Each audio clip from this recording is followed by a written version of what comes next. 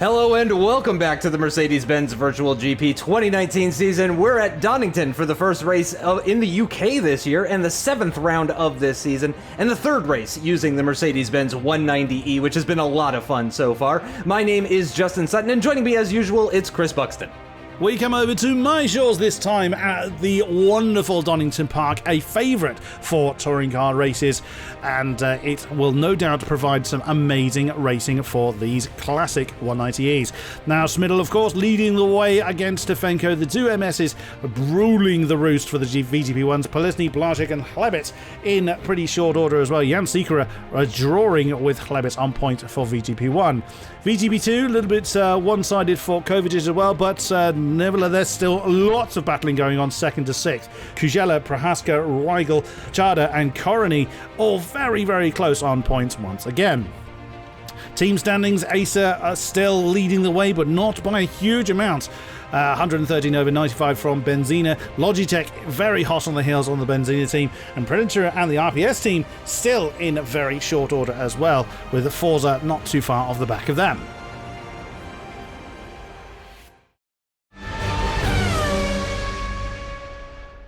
And we're just going to take a look at the statistics for Martin Stefenko, comparing the 2018 to the 2019 season. He's got 5 podiums so far this year compared to 2 last year, so you could say things are going quite a bit better for one of our MSs this year compared to last year, so I'm sure Martin Stefenko is happy about that. He would always want more wins if he can. But it's good to see that his 2019 season is going in the right direction.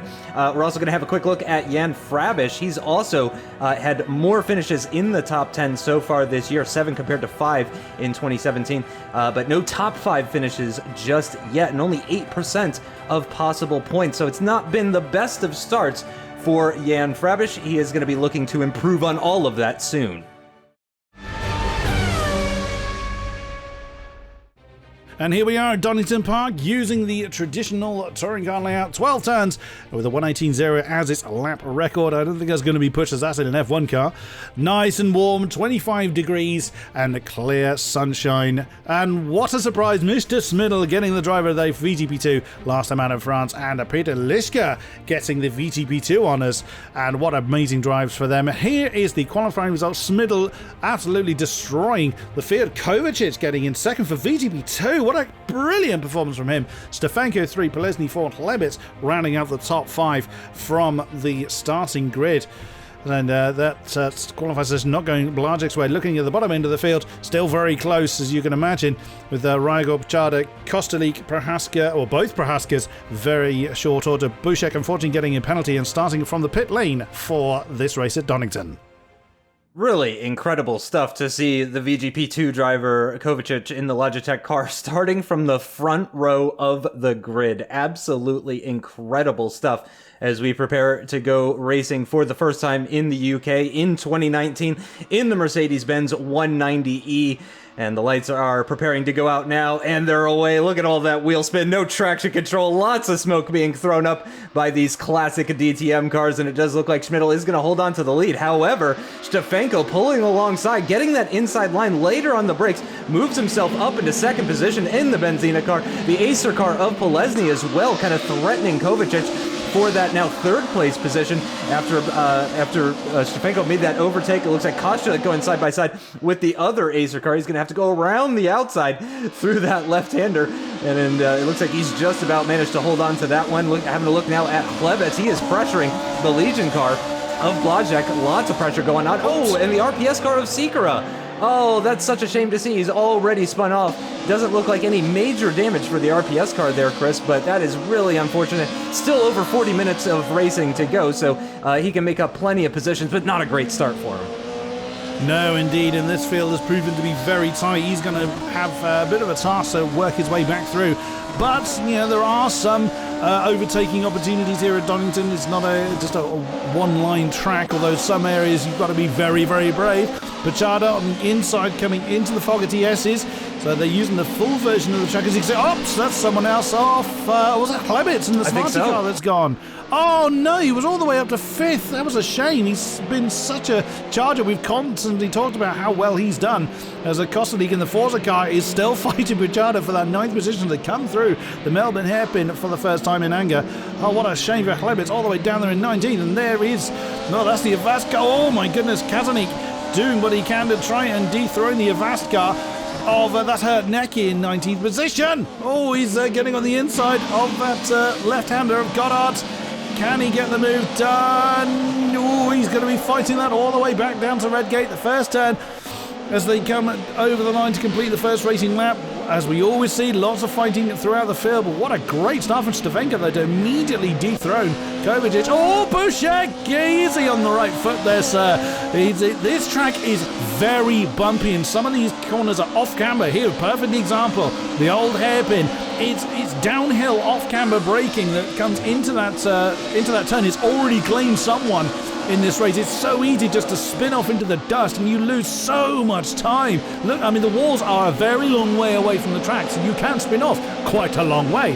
So it becomes one of these issues where one mistake is costly, not because the wall will kill you, it's just you lose such an amazing amount of time. Yeah, it's not the most forgiving of circuits. A lot of grass and gravel on the outside, so yeah, if you end up going off the tarmac, you're in for a bad time, no doubt about it. Having a quick look at Pavel Reigl in 10th position in the Acer car. Both Acer cars actually going very well at the moment, with Lesney in 3rd, Reigl in 3rd as well too. So 2 3rd positions as we have a look at Kostulik. He's trying to go around the outside at the hairpin, around the outside of the Avast car. It's going to be very close, but actually it looks like at the exit, he's just about got the legs on him. He's going to be pulling away as they make their way down into the left-handed hairpin to finish out the lap. And surely with this inside line, that is going to be move completed for Martin Kostulik ahead of Jan Frabish. That is for position in the VGP1 class. Lucas Pachada as well in the Thrustmaster car, looking like he wants to try and make a move as well too. He's really threatening the back of that Avast car, but it looks like he's not going to quite have enough of a straight in order to move alongside, so he'll hold back in 9th position for the meantime. Looking a bit further back, Klebet's already looking to make up positions in that Smarty car, going up the inside of the Spurt car and gains a position. But yeah, it's been a difficult race for both Smarty cars already. We're not that far into the race so far, but it's been difficult for those guys. They're going to be looking to gain lots of positions, but that is one position that Klebets does not need to worry about. He gets ahead of the Spurt car before the right-hander. Oh, going off the circuit a little bit there. You got to be worried about that sort of thing. You got to be careful not to run too wide there, because you'll just go wider and wider as you dip more and more wheels off of the circuit. So having a look at Kovacic, though, who lost that position at the start of the race to Martin Stefanko, but he is still holding on very well, Chris, I have to say here. He's actually holding on to the back of Stefanko a bit, as well as Stefanko's holding on to the back of Schmidl. Yeah, I've been keeping an eye on that time gap. It hasn't changed a great deal. Kovacic is having a storming race. The VGP2 leader, he's about rough math, what are they, 4, 6, 8 seconds or so ahead of his next classmate of Pachada in the Thrustmaster car. We're looking at Kazanik in the Logitech car, towards the tail of the field. He's had a pretty disastrous start. And oh wow, look at that young Seeker in the recently spun RPS car. That is for position. That's basically avoiding the wooden spoon in the VTB1 class. Oops, and that was Bushek, I think, getting a little bit sideways in the Smarty car. Oh, and that's impact. That's Pachada and Frabish. Oh, there may be words said about that one. I wonder if Pachada's gone in a little bit deep into Goddard's and he's hit the back. Well, we didn't quite see that one in time. It could have been that Frabish has just had a bit of an oversteer moment. Oh, it's Kostulik again on Pachada for 6th overall. That's not going to be a class swap. They're not in the same category. Pachada in the VTB2s. Kostulik trying to get past him and go after Blazek, which is proving to be no easy feat. Right behind them, a great old scrap going on. Oh no, that's so easy to do. The sport car's very sideways, well held, but that shoved the AC car. That's Pavel Reigl that's gone off the road. Jan Frabish will enjoy the easy pass there, I'm sure. It's so easy to do. As mentioned, it's downhill, off camber, and very bumpy down there. It's so easy to just lock up a brake, snatch a wheel, especially if you're side by side. I mean, you've got to have well, you've got to have had your Weetabix in the morning to drive these things in the first place, but to go side by side at a place like Donington, you really need to have had, you really need to be awake and alert. Oh, big move from Kostalik. He was determined to get past Brachada, and he has done it. That's 6th overall. He wants to chase off after Blazek. Great move from Kostalik. Yeah, lovely late braking maneuver into that chicane for Kostalik, and he moves himself up into 6th position overall. As Chris said, that is not 4th position. Oh, he got a 3 wide moment into the Melbourne hairpin, and it looks like Frabish is going to stay ahead. Oh, some more contact there. I think that was Rigel making contact with Hlebets, and now Hlebets has made contact with the Legion car. He's losing lots of time. His VGP2 teammate is actually going ahead of him. This is a race to forget for Hlebets. He is not going to be happy about that whatsoever. You can see the battle scars on that Smarty car. Is now the Predator car. Makes contact with the back of him, sends him for a bit of a slide, but he does hold on to it, a bit of opposite lock, and holds on to it, so well held by Hlebets, but that is going to drop him right down into 19th position, and only barely ahead of Bushek, his teammate, as we have a look at Rigel once again. Again, I think he may have had some contact with somebody earlier on into the high-speed left-hander, and closing right up to the back of that Forza car is Pavel Rigel, but of course, a difficult place to overtake. I have a feeling the vast majority of overtakes that we're going to be seeing today are at Goddard's and the Melbourne hairpin. But here we go. Up the inside for Rigel. He's going to try and make it too. Can he go around the outside of the Spurt car through the right-hander at McLean's? But no, he can't quite make that work, but he's definitely keen to make that overtake. The Spurt car going very, very defensive here. That's Korony just ahead of him, going very defensive into these right-handers. Really doesn't want to lose that position to Pavel Rigel, because, of course, that is 4th position in VGP2. The pair of them are going to be side by side into the chicane, and very late braking for the Acer, and sees him through. Wow, we're seeing, I gotta say, I'm surprised at the number of overtakes we're seeing at that chicane, Chris. It's not a heavy braking zone.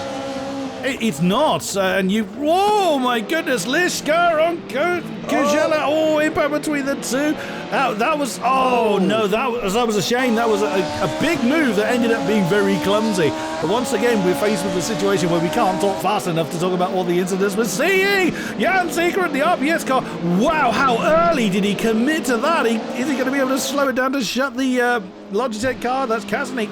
He's trying to shut out of there. Oh, lots of side-by-side going on. The Fogarty S's is not a common overtaking spot, but if you commit to it early enough, you make your statement of intent, you can do it. But what a move that was from Kasnik earlier on. And now Klebitz once again. Oh, no, don't go that far on the grass.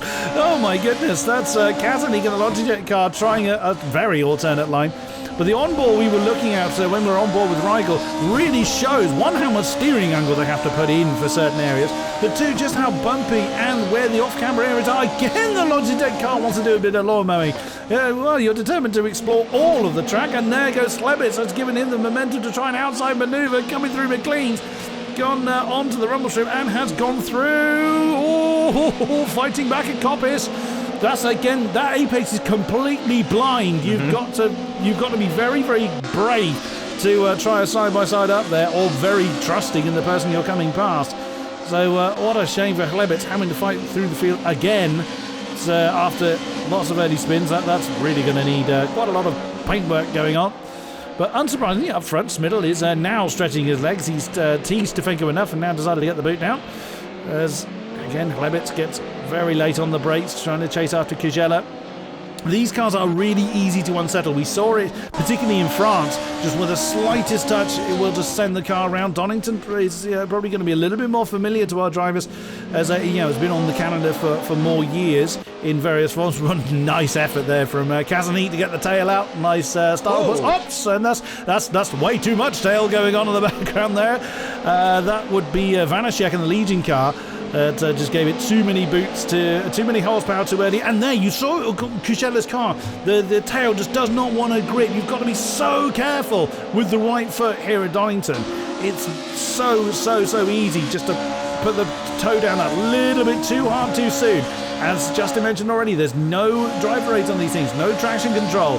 And even in a straight line, these things can give you a headache. Oh yeah, without question. Jelinek really putting the pressure here onto Lishka, but actually seeming a little bit slow through the old hairpin, through Craner curves, and that whole part of the circuit, looking a little bit further up the field at Thomas Prohaska as he's closing up to the back of the Avaskar of Jan Frabisch. That is for position in the VGP1 field, and Thomas Prohaska is going to be very keen to try and make that move.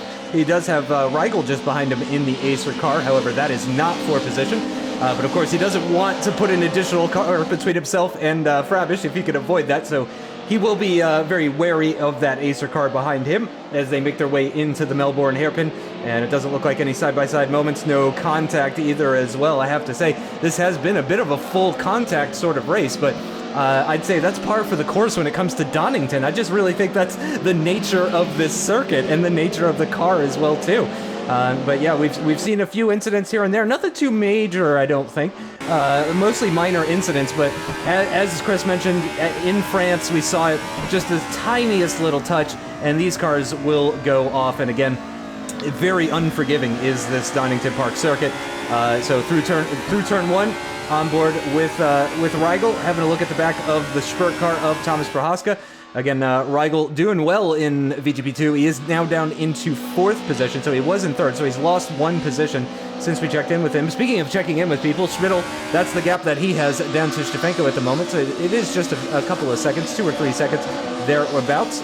But looking a little bit further back, once again, Thomas Prohaska still having to worry about that Acer car behind him. Rigel is definitely looking very racy here.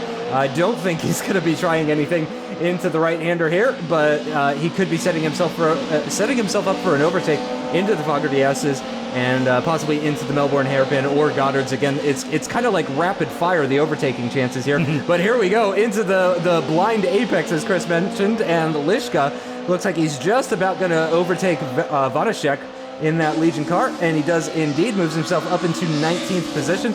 Again, I have to say I'm very impressed with an overtake at that particular location. Is he going to be late enough on the brakes? He is. He holds on to that 19th place, the Benzina car, up 1 spot ahead of Vanashek in the Legion car, and I'm sure he'll be happy about that. Oh, looks like the Spurt and the Avast cars side by side ever so slightly into the final corner. It looks like the Avast car is going to have the upper hand, and Frabisch will hold on to that position, but Rigel still right behind Chris. He's looking very quick. That is very true. Look at this train. We've done, what have we done? 12, 13 minutes of racing now, and this train is just... You can just sense that we are poised for something to go wrong or for a big move to happen. You've got that air of anticipation in this particular field. But again, just watch the tail of these cars. They will twitch, and the thing is, they twitch at the most inopportune moment. So, yeah, the drivers need to be so alert for a track such as Donington, as we've already seen. It will punch people. Oh, and that's, voila, nicely timed there. Jan Siegerett and the RPS car behind. He's already gone for a trip into the dust. Oh, wow, that was... I think Rigel either missed his braking or snatched a brake there. He suddenly had to completely change what he was doing. As you saw, that completely put him off from McLean. And subsequently, he's lost that position to Klebitz in the Smarter car, now up to 13th as a result of that. Up front, Kovacic and Polesny, the other racer car, chasing off after the Logitech. And right behind is Blanchek in the Legion car. So they are a little bit more spaced out, but still, yeah, someone makes a mistake, someone does a little bit of lawn mowing, then you've got a car nearby that can capitalise on that.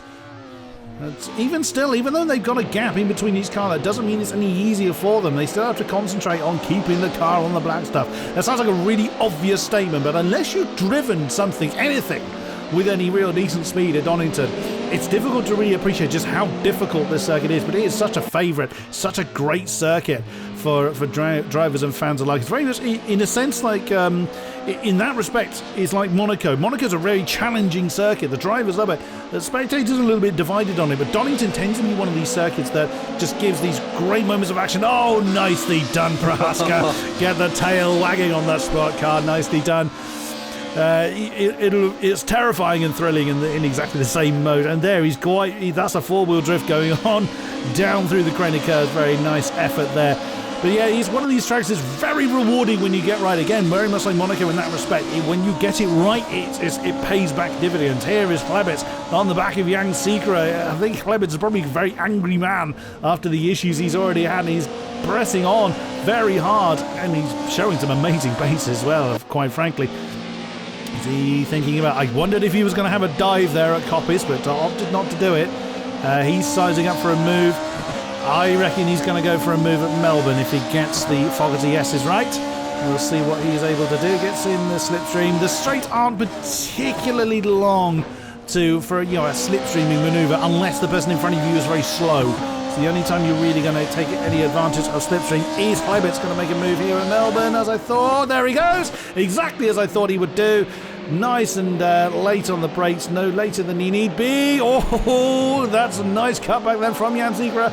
Can he defend it? I don't think he's going to be able to. Klebitz, he actually positioned himself 90s from the inside. Oh, surprise! I'm coming through! Oh, me of little faith. I thought that one was done. And Jan Zegera says, no, sir, that is mine. That was some proper touring car overtaking right there. He would not have made that corner so easily, I don't think, if Klebitz had been there. But that's the nature of the car, that's the nature of the circuit, and I'm sure Klebitz is going to be even more motivated to try and take that position and maybe just be a bit more defensive next time. We might see him possibly hold that inside line into the final corner after making that overtake, so we'll see if he's learned his lesson later on as we go on board with Prohaska. And looking at Klebitz once again, already very keen to make that overtake once again, running very, very close to the back of the RPS car right now, though, into the first of the two right-handers, and he's following very, very closely. And just to touch a little bit more on the nature of this car, this might be a reference that's a little old for some of our viewers, but I'm very much reminded of Kato from the Pink Panther. The car snaps, it bites at the exact wrong times. Like not now, Kato, please. This is not the moment I want to lose the back end. But that's exactly the nature of the car.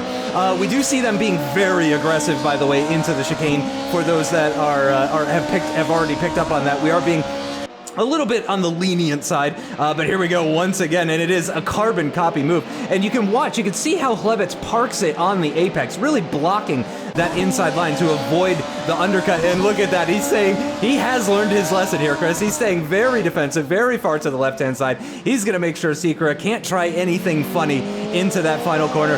Moves up into 12th position, and that is, of course, 4 positions, so that is extra points in his championship tally. Looking a little bit further back at the Smarty and Benzina cars of Bushek and Liska, as they're very close to one another, coming out of that final corner on the rundown towards turn 1. It looks like the Benzina car is going to be a little bit further back, but if he can be late enough onto the brakes, no, actually Bushek doing very well to get on those brakes. Nice and late! Oh no! Oh, I've commentator cursed him, and he's gone right off into the gravel. And just as you said, Chris, there's a lot of gravel to go through, so it's more gravel to have to go through to get back on circuit, so that really hurts. Yep, that was a perfect commentator curse there. Well done. But yeah, that is again the nature of it. You are under pressure from the guy behind. You know he's there. You know what line he wants to take. Oops, that's a fair amount of left-hand turn going into a right-hand bend, as we see there from I think it's from Kazanik, as he's chasing Carney for 15th overall. And he is again so easy to do because these I've gone off. Anytime I've driven in the virtual centre Donington, I've generally gone off at some point at turn 1 at Redgate. So I can sympathise with the drivers when they do make a mistake. It's so easy to do, but as Justin said, because the gravel trap is broad and deep, so it's waiting with open arms. Oh, whoa. No, I did think Carney was going in a bit deep there, and that's just gotten awfully clumsy for all 3 of those drivers, and that's the Forza car that's coming. Oh, that was Rigel coming back on target. I did think he'd gone in a bit deep there. You saw he'd gone to the apex early. No, Carney, you're way too deep. Oh, my goodness. He got unsighted there. He missed his braking point and did well not to take anybody else with him, but he was so close behind Pavel Rigel that he just completely didn't see his braking point. So again, having done that, I know how easy that is to do. Speaking of Rigel, there he is chasing Kujela in the Forza car. That is for 4th in the VGP2 category, if I can say it quick enough. Bearing in mind the leader is 3rd overall of the VGP2 category, and look how much sideways there was going on for Kujela. He would have been smiling whilst doing it, but it's not the quickest way of getting through the old hairpin. And again, Rigel doing what he can to just put that distraction technique in. Lishka in the Benzina car is ready to capitalise if it does go wrong. Kazanik in the Logitech car, there was the VGP1 driver. He's not under immediate pressure, but could well be if this pack of three breaks apart. Kujela taking a very tight line through Coppice as Rigel tries to take a wider line, but Lishka in the Benzina car, he's having a look coming into the Fogger DSs. Oh, you need to commit to that earlier than that, and he's just a little bit of a touch, well held by all of them as we look at Lebitz just getting past, that is Prohaska in the sport car as Prohaska gets a bit of a wiggle on, trying to recover his car. He's now got Jan Frabish in the Avascard already ahead. Oh my goodness me, huge! Again, that's late. That's a little bit too late there, Mr. Secret, but again, he may well have just missed his braking point. He was probably concentrating too much on the field ahead of him, and at the point they've hit their brakes, by the time your brain tells your foot, get down, it's too late. So he's just taking his eye off the ball there, unfortunately. But again, well done to not take anybody else with him. I mean, that was a carbon copy of what Corny did the previous lap before. Yeah, really incredible stuff that we're seeing from these guys. I have to say, this maybe doesn't have the visual excitement of Macau or that kind of stuff, but Donington putting on a hell of a show for us here today, and Hlebitz wanting to continue that charge through the field. He's having a look, but no, the Avaskar of Frabish defends that inside line into the hairpin. You can see how much slower Hlebitz is having to be due to Frabish being defensive into that right-hander. And are we going to see Hlebitz try anything into this right-hander? No, we do not. He doesn't have to worry about Thomas Prohaska behind. He's going to be very, very far to the inside, though, taking a very alternate line compared to Jan Frabish as they make their way down towards that chicane. He's going to be looking to the left-hand side, if only to let Frabish know that he's there. Frabish, though, nice and late on the brakes, is going to hold on to that position, but it looks like Hlebitz carrying more speed through that chicane as they crest the hill and descend down into the first of the two hairpins, and he is going to have to go around the outside as Frabish defends the inside line into that hairpin. He's done very well, actually, around the outside, and I've noticed that the outside line cars, they tend to get a better exit. It doesn't seem to be the case for Hlebitz on this particular lap, though. They are going to be side by side into this final corner, but with the inside line, I have a feeling that the Smarty car of Hlebitz is going to come out on top. He gets on that power that little bit earlier. He takes the position. Frabish will have that slipstream effect on the run down towards turn one, but as you mentioned before, Chris, the straights here aren't that long. So we do have a number of high-speed corners, which is one of the reasons I love this circuit. Really all of Sector 1, really everything up until the Fogger DSs is pretty high speed, relatively anyway. But into turn one we go, and Rigel not able to make anything happen there. He does have to worry about Lishka behind him as well. Lishka dipping a wheel into the grass, and that's something that we've seen a number of times so far in this race, Chris. You get one wheel off, and you just sort of get pulled even further. It's like a domino effect. You get one wheel off into the grass, then you got two, then you got three, then you got four. So well held by Lishka to keep it on circuit, because we've seen how difficult it can be for some of these drivers, even through the high-speed corners of Schwantz Curve. Oh, and Jelinek in the Predator is off the circuit. He is down into 22nd position. So as we've seen a few times this season, the Predator cars are bookending the field once again. Looking at Lishka once again, though. Is he going to try anything on Rigel? Rigel's looking very defensive on the run down towards the chicane, but I think the Benzina car is going to be too far back, and he does indeed take the racing line. But again, I have to say, Chris, this is shaping up to be one of the best races of the season. Here comes the Benzina car, though. They're going to be side by side into this hairpin. Is he going to be late enough on the brakes to make the move on Pavel Rigel in that Acer car? Just about. They're side by side as they find that apex and power out of that low-speed hairpin. Oh, practically nothing between them. Possibly even a little bit of contact, but I think with the inside line, the Acer car is going to come out on top, and still side by side. It's tough to call between these. Looking very similar to, and that's all four wheels off, and that is definitely not the fastest way. So advantage Acer as they come out of that final corner. And here we go. We haven't really seen too much from the top five. They're all kind of like evenly split up, but good to see that Blazek and Polesny and all the other guys still running around. And again, shout out to Kovacic. P3 overall. I mean, he's more than 10 seconds ahead of David Puchata. Absolutely incredible stuff from the Logitech car. Yep, you'll find probably the most magnetic grass in the world here at Donington Park. Yep. It's so easy to end up doing some lawn mowing. I would imagine the grass around Redgate, around that first turn, is pretty mullered by now. So there is Kovacic, speaking of, our VGP2 leader, where he's been all race long. Oh, and once again, side by side, Thomas Prohaska in the sport car is doing what he can against that is Jan Sikora in the RPS car. So those two have been fighting for a while. Sikora has had a fair few adventures of his own. And up into 12th for Sikora at the moment. Ooh, don't do that yet. I always wonder from that camera angle, they look very close. Well, they've been a little too close, as we've seen in some points as well, as Stefanko looked like he was really throwing his car coming into the old hairpin. Nicely done. 3.5 seconds between himself and Swindle. So Stefanko doing a pretty good job of trying to keep that gap as low as he possibly can. But there is the Predator leader of Michael Smidl once again leading the way, coming up to lap his own teammate fairly soon.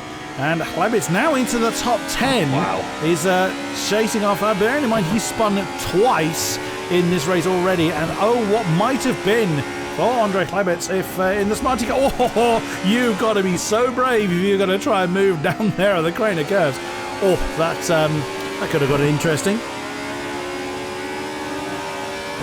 Yeah, really, really brave stuff here from Hlebitz, and he's actually trying it around the outside through Schwann's curve. He's got the inside line for McLean's. I think he's just about going to take that position. He does indeed move himself up into 9th, so well done to Andre Hlebitz. He continues that charge, moves himself ahead of Jaroslav Prohaska in that RPS car, the VGP2 driver, who is currently ahead of the VGP1 driver for the replay studio, the RPS car. So doing well is Jaroslav Prohaska. He's currently 3rd in class, actually. Again, doing very well. So shout out to him. He's going quite well. Of course, I've probably just commentator cursed him, but we'll see.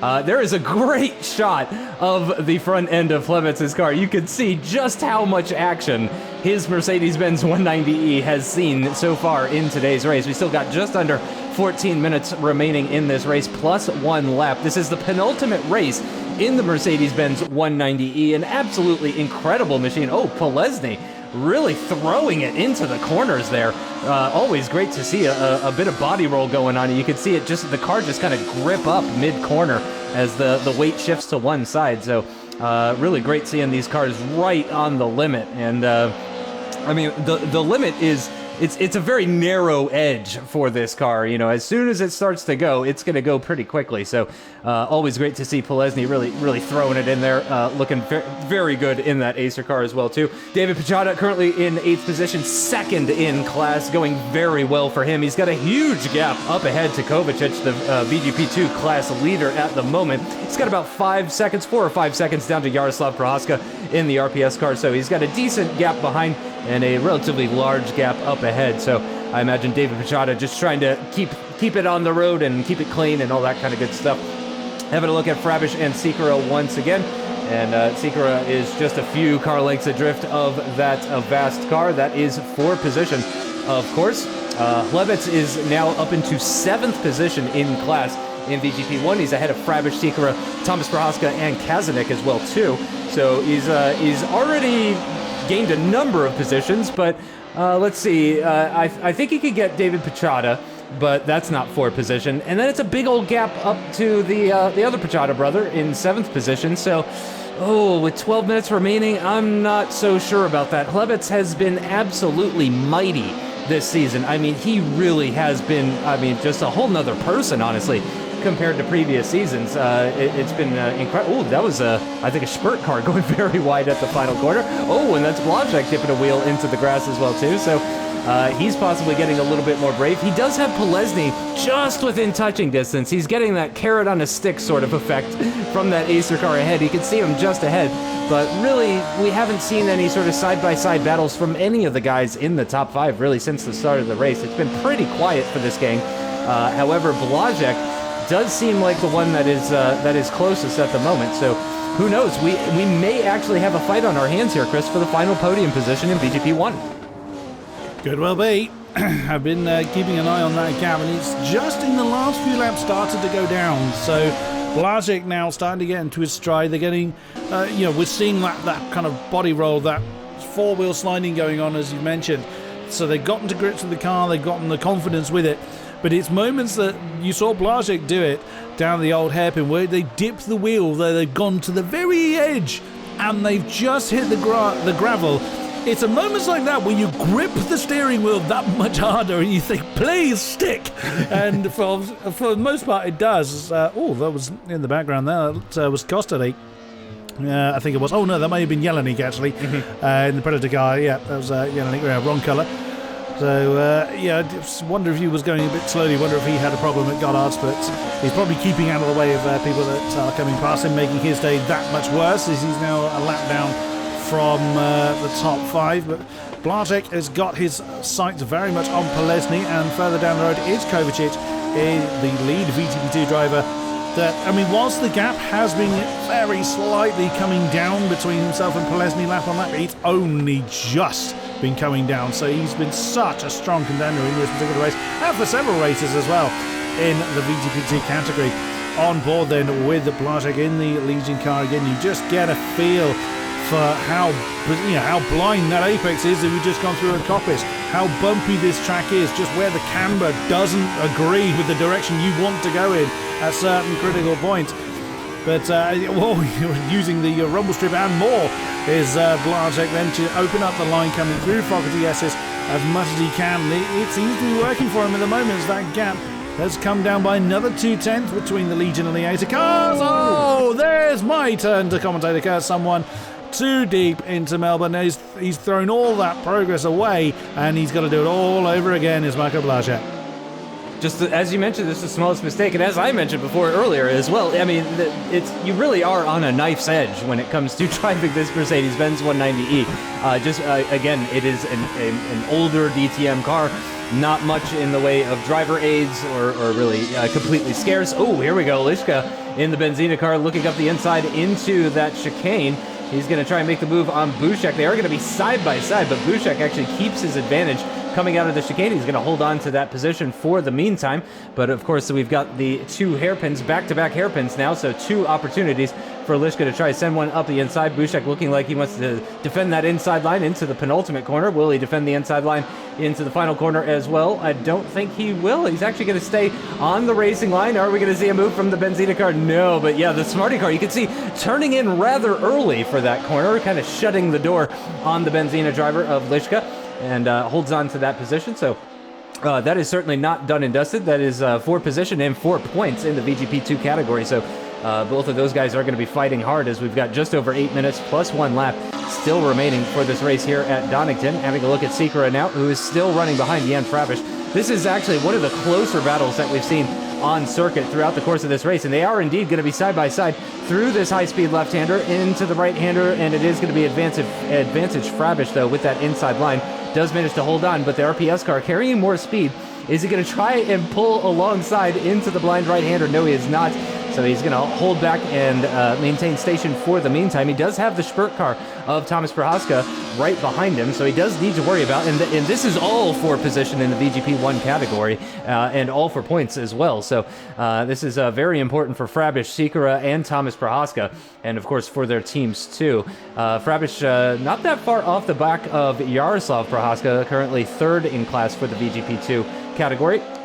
And looking at Blazek once again, and he has closed that gap down. It looks like it was about 2.5 seconds or thereabout, and he's gotten that down to about 2 seconds or so. It's always fluctuating, of course, but I do think Blazek has managed to close down that gap a little bit more, but it's taking him a lot of time. Oh, here we go, between the Smarty and Benzina cars in VGP2 category once again. Bit of contact between the two of them as the Benzina car of Lishka tries it up the inside into that penultimate corner. They are going to be side by side into the final corner now.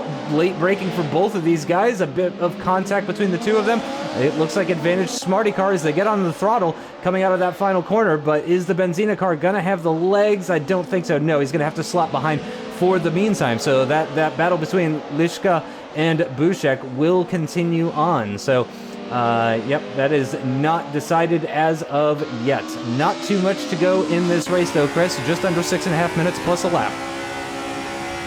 Indeed. That was well driven by both of them. That could have gone horribly wrong as the Benzina car. Lishka! Oh no, he couldn't turn in when he needed to. He hit the brakes at roughly the right point, but Bushek seemed to break a bit early, but that just put Liska completely out of it. And off into the dust he went and took a while to recover. And side by side coming to the fucking S's. Oh, that is brave. But the Thrustmaster car backing out of that one probably quite wisely, as Clements has gained another spot. So we were talking about, would he catch Machado, and you did correctly predict that he would. I think it would take a mistake, really. Well, he's got 20 seconds to close down from between himself and the next car, the other Prajada, down the road. So I think it's fair to say he would take a mistake from someone. I know Clements has been quick, but to close down that kind of gap would be a little bit interesting. And here we are looking at the tail end of the VTP2 field. Vanashek in the Legion car chasing Lishka after that incident that the Benzina car has just had. So now he's got company from somebody else. Oh my goodness me, look at this. Jan Sikora is in there. So this is Frabish, Sikora, Prohaska and Kazanik all in this battle. That is all for position. That's all VTP1 drivers fighting over the same bit of tarmac. I mean, you've got to be brave to control these things when you're on your own, let alone when there's 3 other cars around you. And no one has gone off into the dust. Brilliantly driven by all 4 of these drivers. And Sikora, I thought he might have gone a little bit deep into the old hairpin. He does manage to slow his car down. So he doesn't pile into Kazanik in the Logitech car. And still side by side going on between the Sport and Avast cars of Frabish and Prohaska. So they still... Oh no, Prohaska's overcooked it. Oh, you saw the Kazanik just have to take avoiding action. That could have gone horribly wrong for Thomas Prohaska. Well recovered for the Sport car. Yeah, so Sikora dropping down into 11th in the VGP1 category, so he is not going to be happy about that. He does still have a bit of time to make something happen with that, so he's going to be... Oh, that's a slow moving... I think that's Jelinek in the Predator car. Yeah, it was indeed. So yeah, Sikora is going to be looking to make a move, because that Spurt car ahead of him is, as it stands right now, on for infinitely more points in this race than he is. But I mean, that's a whole lot of points just ahead of him as we go on board. You can see that opposite lock. He's again turning left through a right-handed corner. Oh no! And that's a big one for Corney. The back end stepping out, under braking. I think possibly just dipping that rear left wheel into the grass, under braking for the Melbourne hairpin, and I think that's might have what sent Corney into a spin there. Thankfully, not taking anybody with him, avoiding the barriers, so no major damage for Corney in that Spurt car. But here we go with Sikora. Is he going to look up the inside into turn 1? He is indeed. I said that rather, thinking, oh, he's not actually going to do it, but there he goes. Sikora up into 13th position overall. That's P10 in the VGP1 category. Moves himself ahead of Thomas Prohaska. Kazanik absolutely chucking it into these corners. A bit of a gap now starting to form actually between 12th and 13th. So what was a very tight 4-way battle for 11th position overall, 8th position in the VGP1 category, has now spread out a little bit. It's now Kazanik versus Frabish. And keep in mind, for our viewers who may have forgotten, Kazanik was last in VGP1 category not that long ago. He was behind a number of VGP2 drivers even. So he's managed to overhaul Sikora, he's managed to overhaul Prohaska, and he is right onto the back of Frabish. So it really seems that Kazanik is driving like a man on a mission here, Chris. Yeah, he's had the same breakfast that Clements has had. So amazing effort from, actually it looks like that block, those 2 pairs could become reunited again. There's less than a second between Kazanik and Sikora. So, and Sikora seems to have actually given himself a bit of a breathing space between himself and Prohaska. So, yep, I think that train's going to be reunited. Not many laps to go here at Donington Park. So, and that is Rigel on the outside, trying to do outside maneuver. Oh, that got very close between himself and Kujala in the Forza car. Tried an outside move, but the road was very much blocked by Kujala as he got the tail out, and he's parked that one on the apex, has Kujala. So he is not willing to let the Acer car go. Yeah, but these inside shots just show you how hard they have to work, the amount of opposite lock they're putting in. And it's difficult to kind of judge how much they're having to feather the throttle, but you've seen how quickly the tail lets go. That kind of gives you an indication of how careful they have to be with the right foot. As we are on board with Kazanik chasing after Jan Frabish for that 11th spot. What was I being 8th overall in the VGP1s. So it's still points available. It doesn't matter where you're fighting, it is still worth the fight. Closes in a little bit, coming up to McLean's, but can't do anything about it. Something else you can see as well is certainly in the lower speeds, the amount of understeer these things can actually get. is it's something that the drivers have to manage. Even though the tail is very, very lively, when you do boot it, they do have to be careful. These cars aren't particularly strong in the slower corners, so they will just understeer off the road if they're not careful. The Melbourne hairpin's a great example of that. If we see this shot all the way through to then, and now I've said it, it's probably going to change in a second. Nice run from Kazanik. Great defensive move from Frabish. Oh, just as I said, it changes. But again, well, you can see it there, just how far off the apex they slid. And that's Secret in the RPS car that's trying to capitalise on it. They both understeered away from the apex. The Frabish car, the Avast car of Frabish trying to defend from two different drivers as they come around Goddard once again. Impact for the low. Well caught from Kazanik. He should play cricket or baseball. I think I made that comment before. Prohaska is watching the action unfold as the checkered flag will come out in the white flag will come out in just over 10 seconds time for that man to indicate the final lap to do as he comes around Melbourne hairpin. He's got time to admire the scenery around him and probably stop and sign an autograph if he so chose to. There's there in the background is his long pained companion Michael Marta Stefanko as Michael Smidle starts the final lap here at Donington, but still plenty of action to do. Unbelievable. I cannot believe the action that we're seeing. Rigel and Kujela battling for 4th position. These guys battling for 8th position. There goes Frabish. He's off the circuit. It is going to be white flag this time by for these guys, of course. So they still have one more lap to complete after this one is finished. So through the high-speed right-handers, Thomas Prohaska dropping off a little bit. However, this trio of Frabish, Seeker, and Kazanik, they keep battling, which keeps bringing Thomas Prohaska back into it. He seems like the slower of the 4 drivers. He doesn't seem to have quite as much pace. It's very, very close between everybody. He's maybe only a 10th or 2 off as far as one lap pace. But here we go, side by side, the Avast car with the inside line into the penultimate corner. Secret is going to try to round the outside. Here comes Kazanik, though, with the undercut through that corner. The RPS car will have the inside line for the final corner. Are they going to be 3 wide? Actually, it's difficult to tell from this camera angle, but the RPS car up the inside. It is indeed going to be 3 wide through the final corner, and it looks like it is going to be Secret that takes that 8th place position. But here comes the Avast car, actually. Great exit out of that final corner. Same for the Logitech car as well. It's going to be side by side 3 ways once again down into the first corner again. This is the last lap of this race, and it looks like with the inside line, Frabish has just about done it, but there goes the Secret in the RPS car. Kazanik as well looks like he's going to get by, and it looks like Thomas Prohaska as well might even have the speed that he needs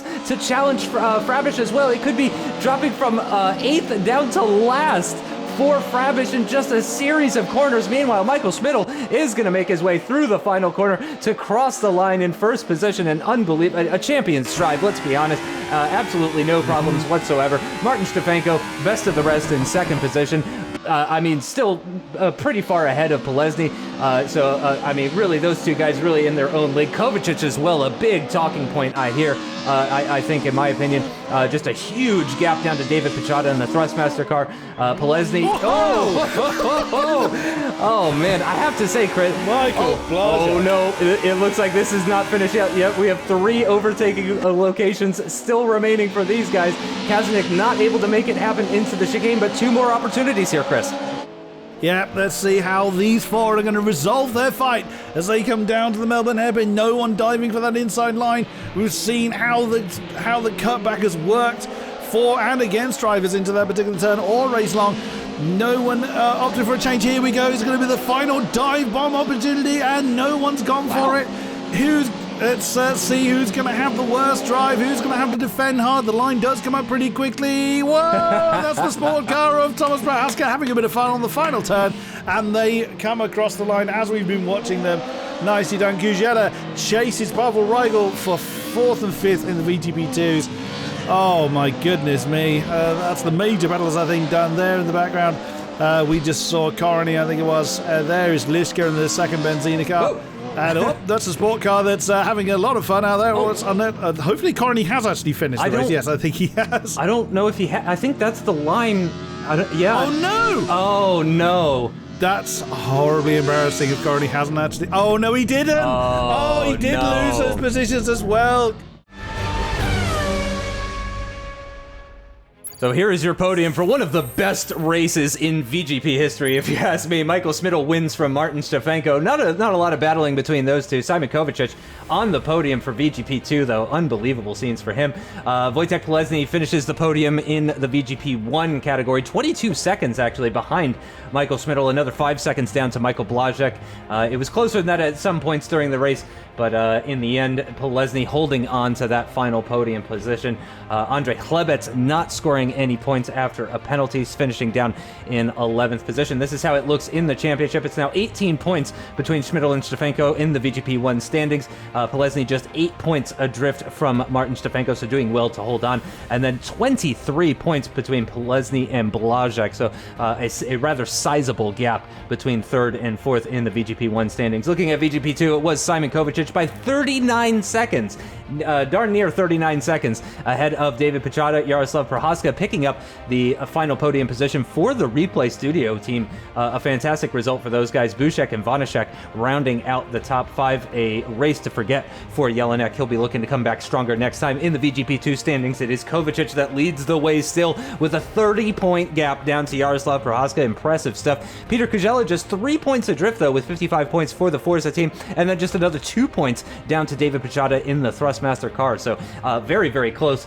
aside from the leader there. Looking at the team standings, it is still very, very close. Acer leading with 121 points, and then tied between Benzina and Logitech for second position. 18 points adrift of Acer with 103 points each, and then only 4 points down to Predator, another 8 points down to the RPS Studio team. So big thanks to my co-commentator Chris Buxton. For myself, Justin Sutton, and the rest of the VGP crew, thank you so much for watching, and we will see you next time. Bye-bye.